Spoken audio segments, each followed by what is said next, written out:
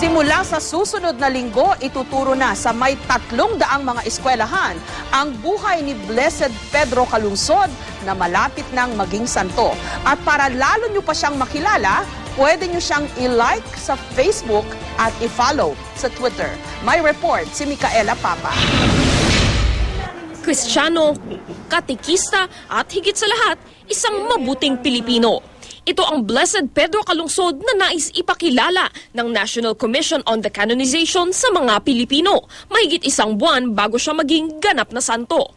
Si Calungsod ay isang batang misyonaryo at tinatayang 17 anyos lang nang paslangin ng mga katutubo habang nagpapalaganap ng Kristyanismo sa Ladrones Island.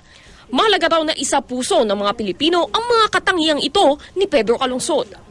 Na siya ay magiging example, the model for goodness, for faithfulness, for love. Kasi malaking pagmamahal ang hinihiling sa isa para mamatay para sa kanyang pananampalataya. Puspusan na raw ang pagsuri sa mga aplikasyon para mapabilang sa delegasyon na pupunta sa Roma para sa canonization niya ngayong October 21. Nasa 3,000 na nga raw ang nagpahayag na kamag-anak ni Calungsod at nais sumama sa Roma.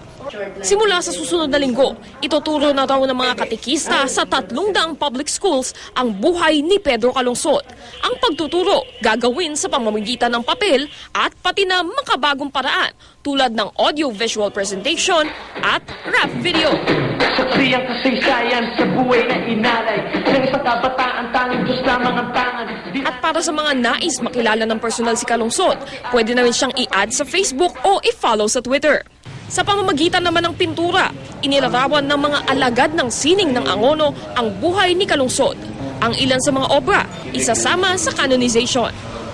Na sa kanyang pong paglalakbay papunta sa bayan ng Angono, ay yung kanyang hilig sa pagpipinta ay malaking impluwensya po sa kasaysayan ng mga pintor ng bayan ng Angono ang dinaan ng buhay niya dahil siya po ay isang pintor.